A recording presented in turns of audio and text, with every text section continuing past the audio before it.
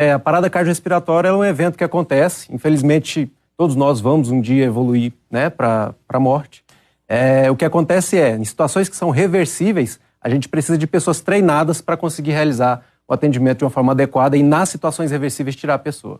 Vamos fazer o seguinte, ele trouxe, a gente chama de quê? De boneco? Manequim, senhor. De manequim. Você trouxe um manequim aqui para explicar pra gente um pouquinho do que é feito, do que tem para se fazer quando acontece uma parada cardiorrespiratória.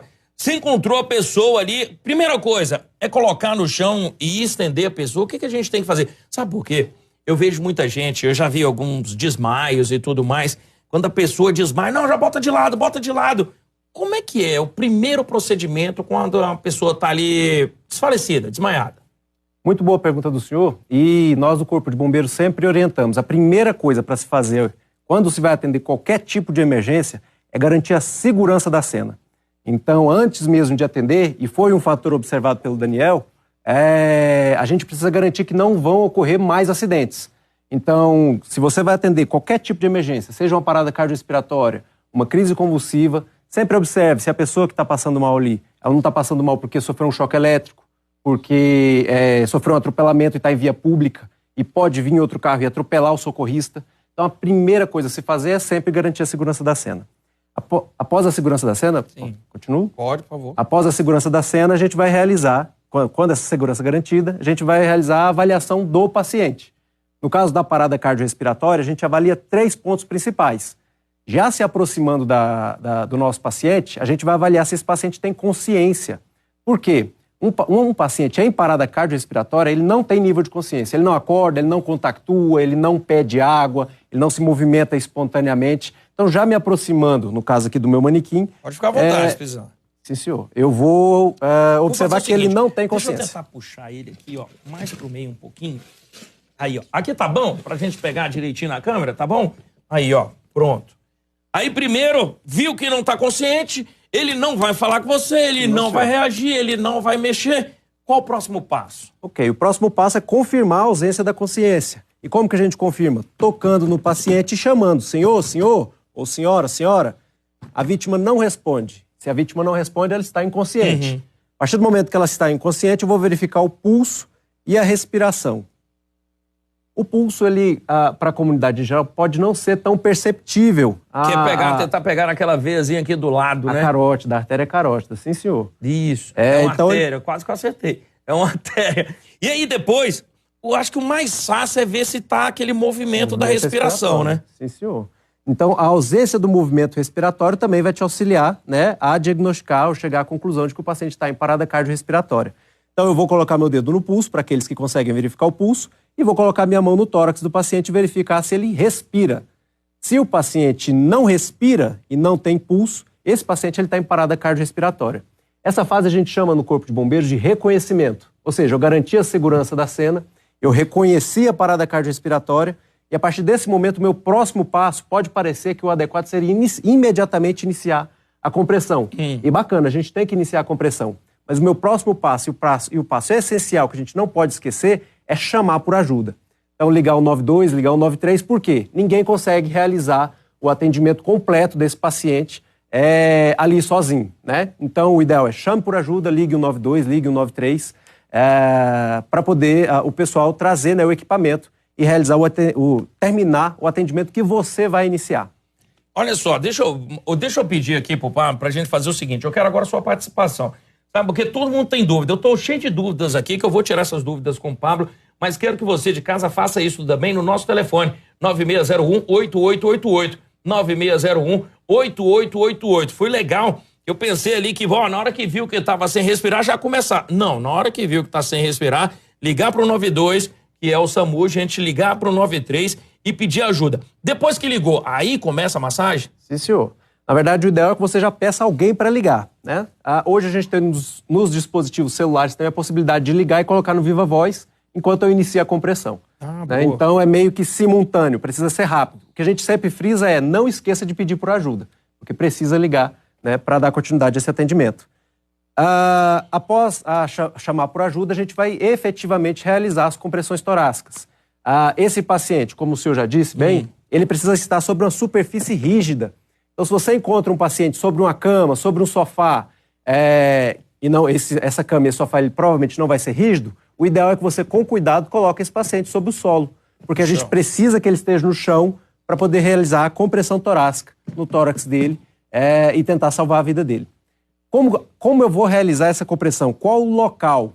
A gente sempre orienta no paciente adulto a utilizar esse osso do centro do peito. As costelas aqui. Esse osso ele chama externo. Então as costelas estão laterais e esse osso é o osso external. Sim. Então use sempre por base o osso external, o osso do externo. A metade inferior desse osso external aqui, né, no seu paciente, você vai realizar as compressões com o calcanhar da mão, essa região aqui também chamada hipotenar. Ah, então não é abaixo, olha aí, outra coisa que eu não sabia. Eu pensei que quando acabasse esse osso aqui, a gente fazia a compressão, então não é isso. Não, senhor. É aqui no finalzinho dele, então. Na metade inferior, de preferência escapando desse ossinho que a gente tem bem aqui na ponta, que é o apêndice tifoide. Sim. Para cima dele. Para cima dele, então. Então nunca abaixo dele, para cima dele, na metade inferior do osso do centro do peito aqui. Bem falado. Nessa região. Eu já ia fazer besteira. Então, acima desse ossinho aí. E aí, como é que funciona a posição da mão? Ok, a posição da mão ela pode variar de acordo com as técnicas. Mas a mais utilizada é o quê? Uma mão sobre a outra. Então a gente coloca uma mão sobre a outra. Sempre garante que o cotovelo ele se manterá esticado. Então o cotovelo ele precisa ficar esticado, ele não fará esse movimento de dobrar, ok? Então com o calcanhar da mão aqui, né, a região hipotenar, a gente vai colocar na região em que a gente fez ou encontrou a topografia para poder realizar a compressão. Então essa vai ser a posição do socorrista. O peso que vai ir no tórax, o peso que vai ir na compressão torácica é o peso do meu tórax, é o peso do socorrista, do tórax do socorrista. Então será mais ou menos esse movimento aqui. Então não é dobrando o braço, viu, gente? Assim não é fazendo a posição do braço. É as suas costas ali que vai te ajudar a fazer força, ó. Sim, senhor. E aí, outra pergunta. Fazendo esse movimento, você precisa fazer a respiração boca a boca ou não? Ou você fica nesse movimento da mão? Como é que faz? Tem quantas vezes para ou não? Ou continua até tentar que ele respire? Ok. Como que a gente vai fazer? O atendimento em si, hoje a gente orienta para a população em geral realizar apenas as compressões. Ah, boa. Se a população conseguir realizar bem as compressões de forma qualitativa, ou seja, que tem uma boa qualidade, a chance da gente conseguir reverter essa PCR é muito grande. É importante falar, Fred, que a cada minuto que um paciente fica sem a compressão torácica, a gente reduz aí em estimativas 10% de chance dele ter um retorno da circulação espontânea. Então, o Corpo de Bombeiros, a gente tem uma resposta muito rápida hoje no Distrito Federal, mas se o paciente ficar ali 10 minutos sem pelo menos uma compressão torácica efetiva, a chance da gente conseguir tirar ele daquela situação é muito pequena. Quase nula, né? Isso. E para ela ser efetiva, o que a gente precisa fazer? Além da posição adequada que a gente já demonstrou, a gente precisa saber que eu preciso aprofundar esse tórax entre 5 e 6 centímetros. Então, quando eu realizo a compressão, o ideal é que eu aprofunde ele entre 5 e 6 centímetros numa velocidade entre 100 e 120 batimentos por minuto, ou compressões por minuto. Então, seria mais ou menos essa velocidade aqui. Olha aí, gente, como é que funciona. E continua, não para, né? Não para até que tente esse paciente, essa vítima, voltar a respirar, né?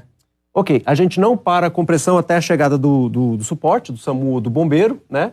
Mas é importante que as pessoas que realizem a compressão, que elas façam revezamento. Então, a gente orienta que de 2 em 2 minutos, outra pessoa realize as compressões, por quê? É comprovado cientificamente que a partir do segundo minuto, por mais que a gente não sinta cansaço ao comprimir o tórax do paciente, a nossa efetividade da compressão ela já reduz. Então, precisa trocar ali e até a chegada da assistência aí. Olha só, tenente, a gente pediu aqui algumas perguntas. A Andréa já mandou aqui e pergunta o seguinte: boa tarde, em caso de acidente de carro, podemos fazer o quê? Em acidente de carro como? Será que se tiver uma vítima dentro do carro, o que a gente faz? A gente deixa essa vítima dentro do carro e liga para o Corpo de Bombeiros, arranca essa vítima de dentro do carro, o que a gente faz? O ideal a primeira coisa, como a gente disse, é garantir a segurança da cena. Não é raro, e infelizmente acontece, de uma pessoa parar para auxiliar outra pessoa que está presa na ferragem, num veicular, e essa pessoa também se tornar uma vítima. Então a primeira coisa, em qualquer tipo de emergência, e esse daqui é um que a gente precisa ter muita atenção, garantir a segurança, sinalizar, pedir para alguém sinalizar, E aí garantir essa segurança. Depois a gente vai para a parte novamente da avaliação da pessoa. A pessoa que está presa dentro do carro, não necessariamente ela vai estar em parada cardiorrespiratória. Sim. Ela pode estar presa ali, mas ela pode estar apenas machucada e tudo, e aí o atendimento dela vai precisar de um suporte aí profissional. Nesse momento, independente da situação do paciente, é importante que a gente acione Corpo de Bombeiros e SAMU para a gente conseguir realizar o atendimento.